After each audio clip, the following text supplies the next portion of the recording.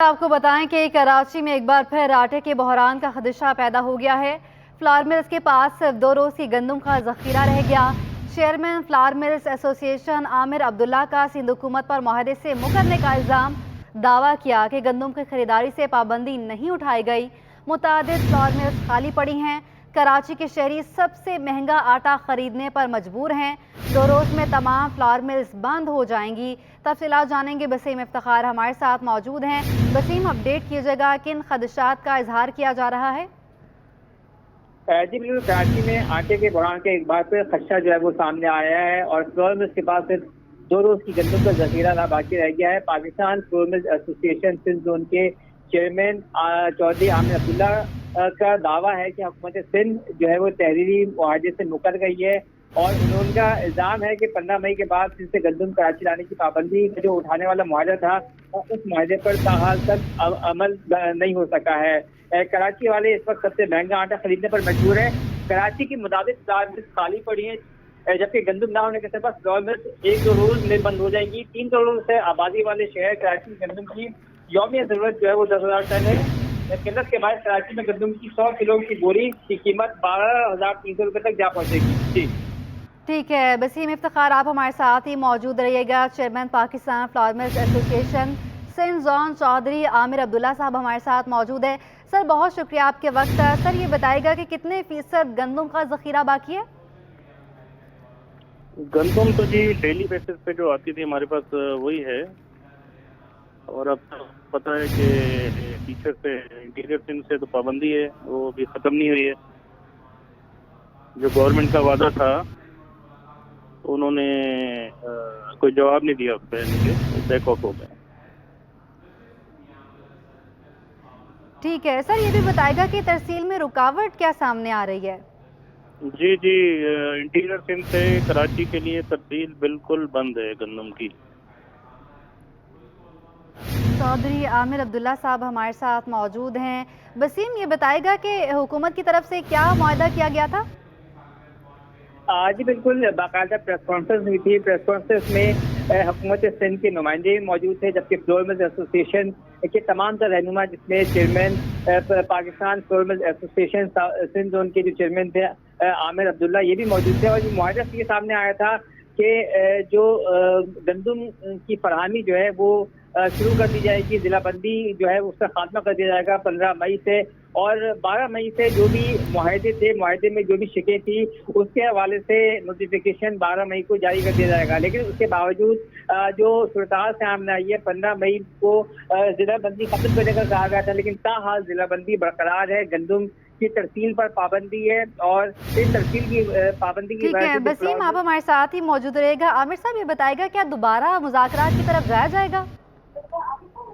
جی ابھی ہم نے تو کوئی رابطہ نہیں کیا، ایک آدھ دفعہ رابطہ جو کیا تھا تو وہاں سے کوئی پازیٹیو جواب نہیں آیا۔ اچھا تو بہرحال جی ہم تو ابھی بیٹھے ہیں، اپنے کام ہمارے بند ہو جائیں گے 1-2 دن میں، پھر دیکھتے ہیں کیا ہوتا ہے۔ ٹھیک ہے سر، متعدد بار ہم نے دیکھا کہ جب بحران کا خدشہ پیدا ہو جاتا ہے تو اعلان کیا جاتا ہے کہ فلار ملز بند کر دی جائیں گی۔ اس طرح کا کوئی لائحہ عمل آپ کی طرف سے دیا گیا ہے؟ نہیں، ایسا کوئی لائحہ عمل ہم نے نہیں دیا، اور ایسا کوئی لائحہ عمل دینے کی ضرورت نہیں ہے۔ فلار مل ویسے ہی بند ہو جائیں گی، گورنمنٹ جانے اس کا کام جانے۔ ٹھیک ہے سر، یہ بھی بتائے گا کہ سندھ حکومت کی طرف سے کتنی بوریاں فراہم کی گئی تھی، کتنا اسٹاک دیا گیا تھا؟ 5 لاکھ بوری دی گئی تھی، جو انہوں نے 5 سے 6 دن میں دینی تھی وہ دے دی انہوں نے۔ اس کے بعد جیسا کہ آپ کو پتا ہے کہ 15 تاریخ سے سندھ کھول دینا تھا، تو وہ نہیں کھول سکے وہ۔ ٹھیک ہے، بہت شکریہ۔ چودھری عامر عبداللہ صاحب ہمارے ساتھ موجود تھے، ساتھ ہی ساتھ بسیم افتخار بھی ہمارے ساتھ موجود تھے۔ بہت شکریہ آپ دونوں کا۔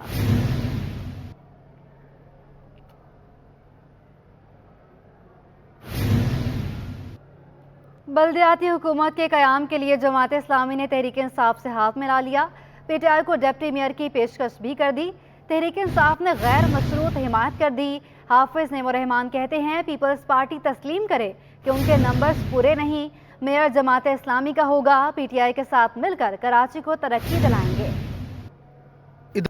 ادارہ نور حق میں پریس کانفرنس سے خطاب میں امیر جماعت اسلامی کراچی حافظ نعیم الرحمان نے دعویٰ کیا کہ پیپلز پارٹی کی تیسری پوزیشن ہے. جماعت اسلامی اور پی ٹی آئی اتحاد کی نشستوں کی تعداد 191 بن رہی ہے. پی ٹی آئی نے غیر مشروط طور پر ہماری حمایت کا اعلان کیا ہے. اب سندھ حکومت اور پیپلز پارٹی نے کسی بھی قسم کی مداخلت کی تو مزاحمت کریں گے. اس وقت تو نمبرز پہ بات ہوگی.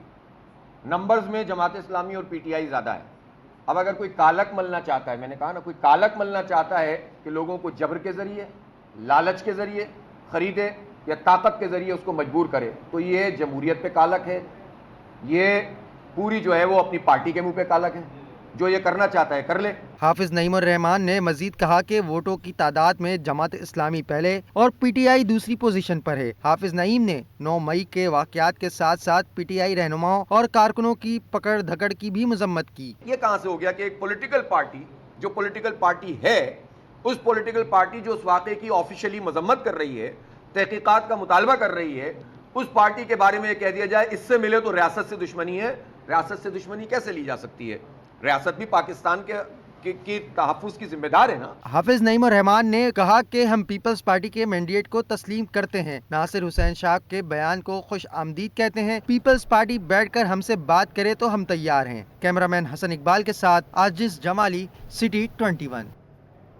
کراچی کا میئر جیالہ ہی ہوگا. وزیر بلدیات ناصر حسین شاہ نے واضح کر دیا. کہتے ہیں ہر سیاسی جماعت اپنے فیصلے کرنے میں آزاد ہے. اخلاقی طور پر جس جماعت کے پاس عددی اکثریت ہو، میئر اس کا ہونا چاہیے. اگر جماعت اسلامی اور پی ٹی آئی کے نمبر پورے ہیں تو ہمیں اعتراض نہیں. کراچی کے مسائل سب کو مل کر حل کرنے چاہیے.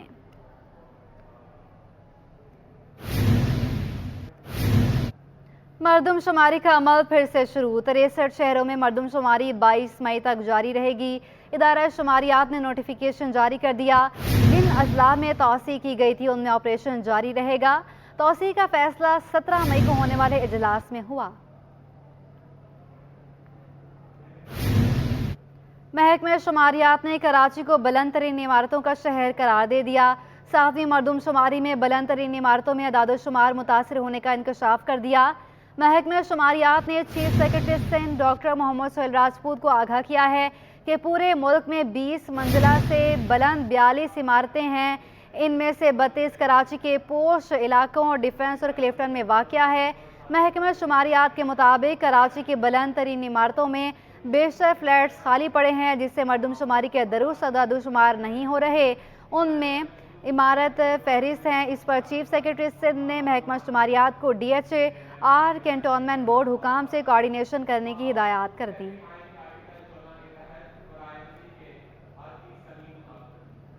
ضلع انتظامیہ کی کارروائی. گلشن اقبال میں واقع Imran Khan cricket ground seal کر دیا گیا.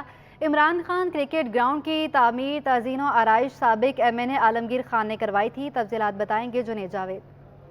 جی بالکل، اس وقت میں موجود ہوں گلشن اقبال میں، جہاں پر عمران خان اسٹیڈیم پر جو ہے وہ قبضہ واگزار کرا لیا گیا ہے. انتظامیہ کی جانب سے بھاری نفری یہاں پر پہنچی ہے اور اس پارک سے جو ہے وہ قبضہ چھڑوا لیا گیا ہے. ایم این اے عالمگیر خان جن کا تعلق پاکستان تحریک انصاف سے ہے، ان کی جانب سے یہاں پر جو ہے وہ ترقیاتی کام کروائے گئے تھے ایم این اے فنڈ سے، لیکن اس کی نہ اجازت لی گئی تھی اور نہ ہی اپروول لی گئی تھی. اس وقت میرے ساتھ موجود ہے ڈائریکٹر پارکس، ہم ان سے بات کریں گے. سر، یہ بتائیے گا کہ آپ نے یہاں سے قبضہ چھڑوا لیا، کیا کیا چیزیں برآمد ہوئی؟ ہمارے پاس یہ باقاعدہ محلہ کمیٹی نے اپلیکیشن دی تھی کہ یہ پارک ہے اور اس میں پارک پہ جو ہے کسی لوگوں نے قبضہ کیا ہوا ہے اور اس میں باقاعدہ میچز کے پیسے لیے جا رہے ہیں. 25-30 ہزار روپے لیتے ہیں اور میچ کھیلنے دیتے ہیں.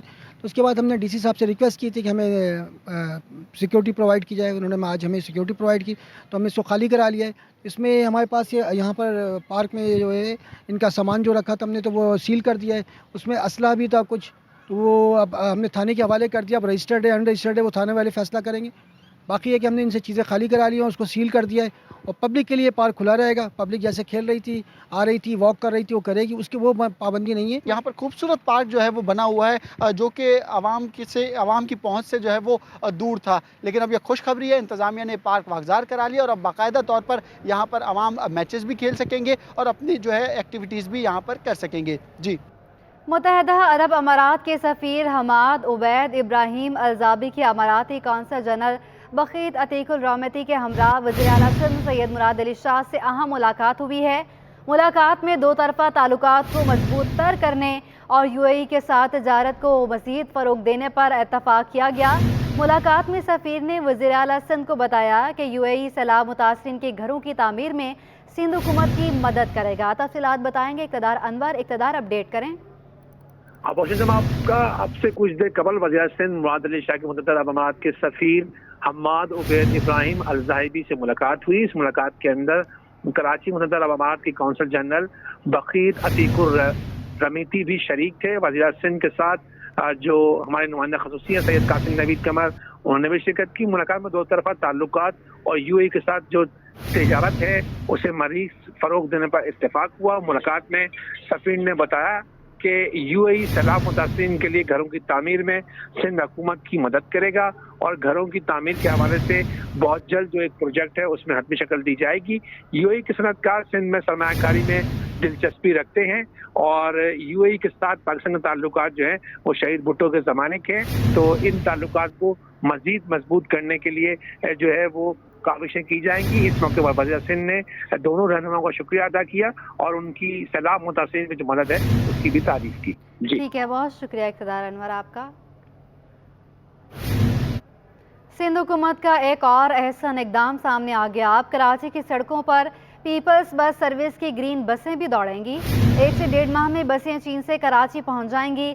सिंध हुकूमत की जानिब से पीपल्स बस सर्विस में मजीद 30 ग्रीन बसों का इजाफा किया जा रहा है। बसें 1 से 1.5 माह में चीन से कराची पहुंचेंगी।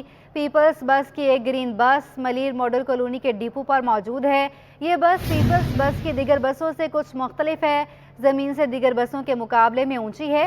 ग्रीन पीपल्स बस इलेक्ट्रिक हाइब्रिड है जो जदीद सहूलियात से आरास्ता है।